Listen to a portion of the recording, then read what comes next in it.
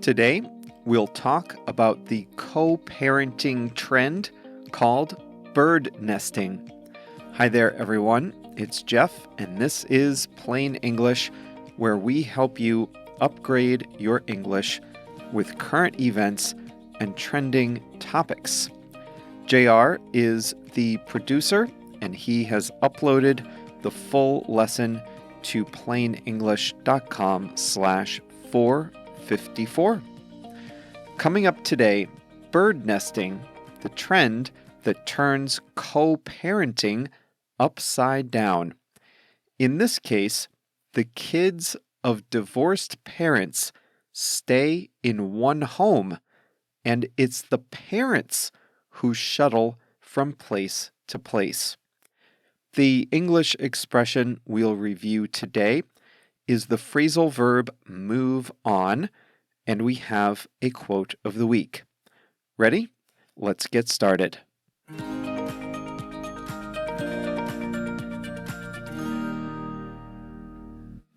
Co-parenting, where divorced or separated parents share parenting duties, it's a relatively new phenomenon.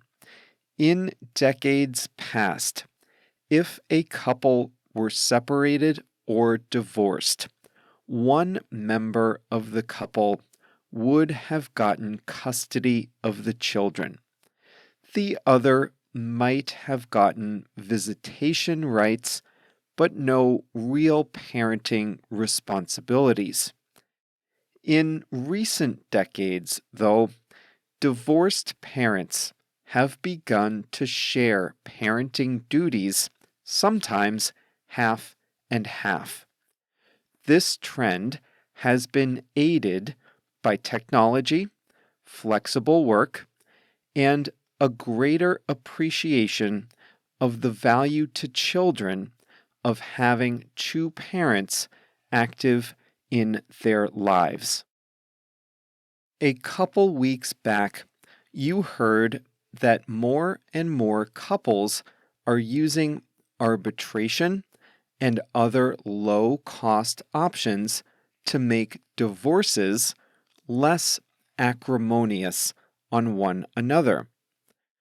Many divorcing couples are also looking to make the process less hard on children. And one trend is spreading from Europe to the US. It's called bird nesting. Now, the most common way to share parenting duties is for kids to alternate between living with their mother and their father. But in a bird nesting arrangement, it's the parents who move between houses and the kids stay where they are. It's called bird nesting because in a bird's nest, the newly hatched chicks stay in the nest while the parents alternate between staying in the nest and going out to look for food so that there's one bird in the nest at all times. In a bird nesting custody arrangement, the children continue to live full-time in the same home that they had always lived in. The parents then get a second home. This is usually a small apartment nearby, but there are several options. They could each get their own small apartments, or they could convert a part of the family home, like a garage, into a separate space. Regardless of how they do it, the parent with custody then stays in the house with the children, while the other parent stays in the separate apartment. Then they simply switch places on the days when the other parent has custody. The benefit to children is that in the months after a divorce, they don't also have to deal with the disruption of getting used to one or even two new homes. They don't have to change schools, and they still get access to both parents. There are benefits to the divorcing parents, too. This is often more cost effective than selling the family house in a rush. It also reduces or delays the expense of setting up a second full household with a second full set of furniture and rooms for the kids. This arrangement cuts down on transportation time too, and it lets parents get used to the logistics of sharing custody. The logistics make sense, but is this arrangement good for kids emotionally? Or, for that matter, is it good for the parents' emotions? Experts are divided. On the one hand, divorce is a lot to process. For kids, there are so many disruptions all at once. A bird nesting arrangement means that they don't need to also handle a lot of external disruptions at the same time. They stay in the same rooms they've always had. They don't have to change schools. They can see their friends like always. And they can work through the emotions of the divorce without also having to handle all these other disruptions in their lives. Bird nesting slows down the process of rapid change, allowing kids to adapt at a healthy pace. But this is a slippery slope. In a divorce, kids often hold out hope that their parents will get back together. And some family experts think that a bird nesting situation sends the wrong message to kids that this change isn't real or it isn't permanent. After all, the kids are seeing both their parents in the same house as always. It can leave kids in a state of suspended animation where they're sheltered from a difficult situation.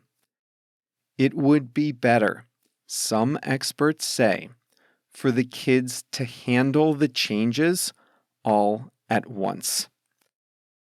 And in a bird nesting situation, both parents are still sharing a home or two, just not at the same time.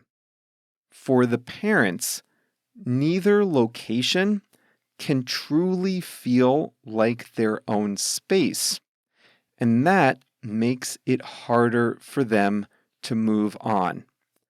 Sharing homes can also be rife with conflict. How do they manage shared expenses and household duties like grocery shopping, cleaning, and household maintenance? And what happens when one or both parents find new partners? Well, that's why even advocates of bird nesting say this should only be a temporary arrangement, a few months or a year at most.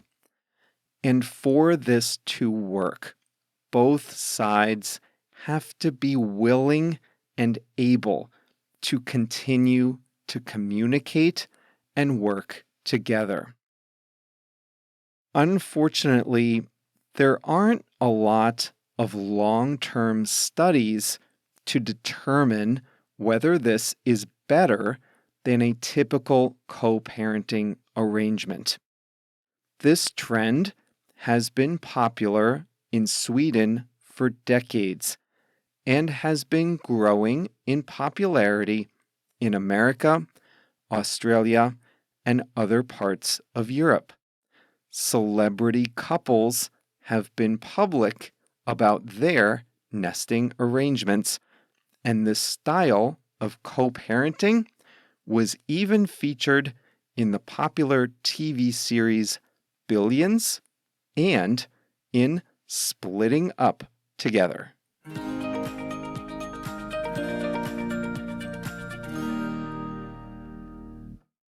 Not being a parent and not having been part of a divorced family, I can't say from personal experience whether this would be a good idea or not. But I think this is something to consider for the short term, maybe until the end of a school year or something. Well, this was a little bit of a different topic for us, this one and the one about divorce, amicable divorce, a few weeks ago. I'm not really plugged into parenting issues, as you may have guessed, but I saw some articles about this topic, both the previous one on amicable divorce and this one about bird nesting, and I thought this is just a really enlightened way to think about a separation, which is otherwise pretty difficult.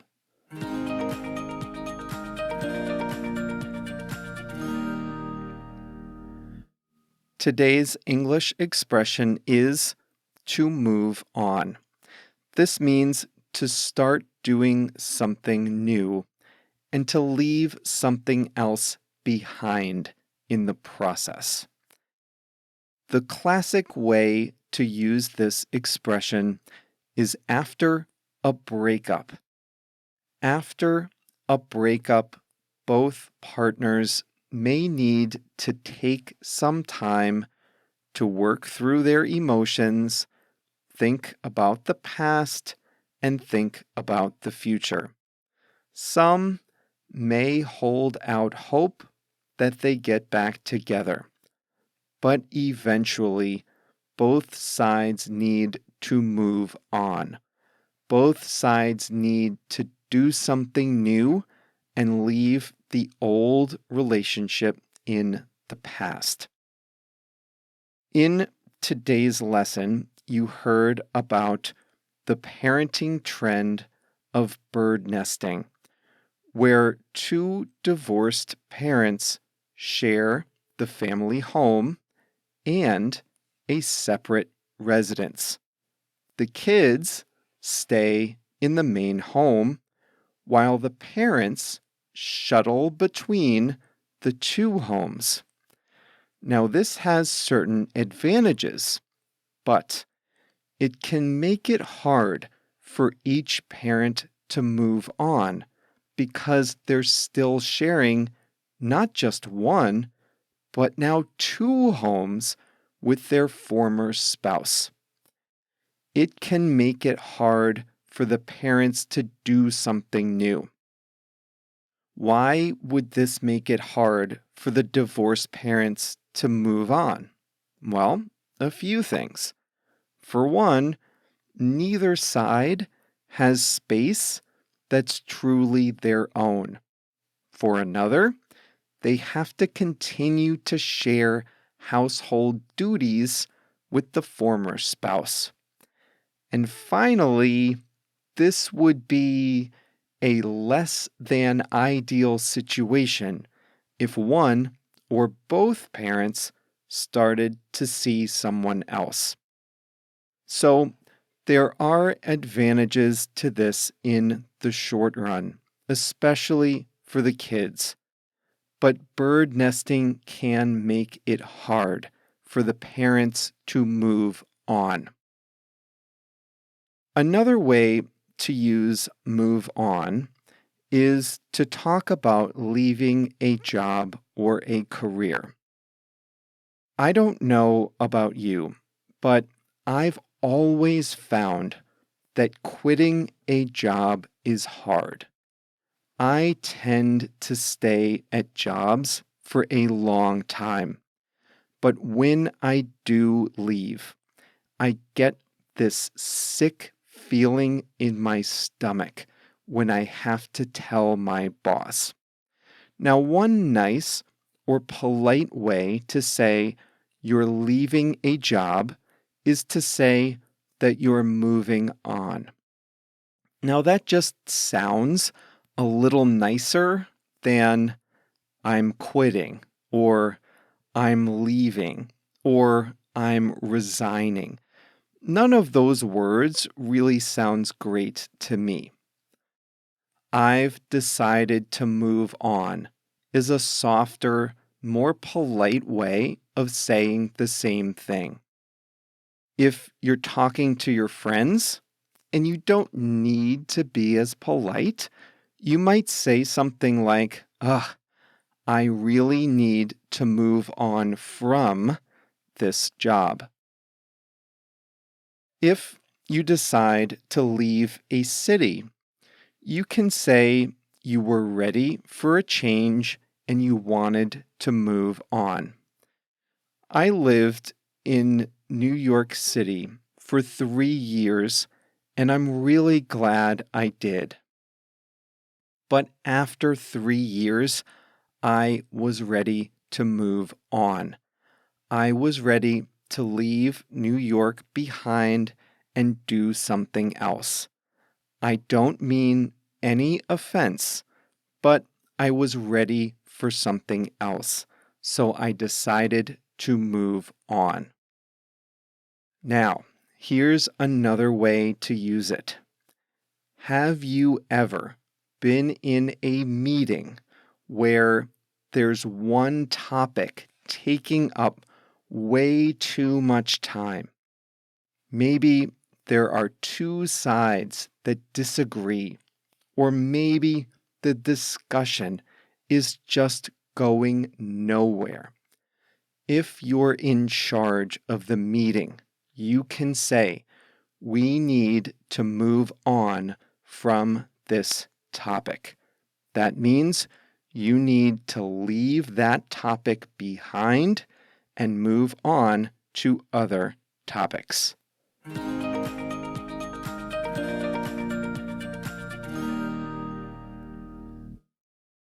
It's time for us to move on to the quote of the week. This is technically not an English quote. It's translated from French. Here it goes. In the depths of winter, I finally learned that within me there lay an invincible summer. That's from the French writer Albert Camus. I just read that quote in a book today, and here it is once more from Albert Camus. In the depths of winter, I finally learned that within me there lay an invincible summer. That brings us to the end of today's audio lesson. This was number 454. So remember, the full lesson is available at plainenglish.com/454. It's sometimes hard for me to pick out a topic for the video lesson. The videos are less about explaining a phrase, and they're more about how to enliven your speech a little bit, how to help you use the words you already know to express your best ideas.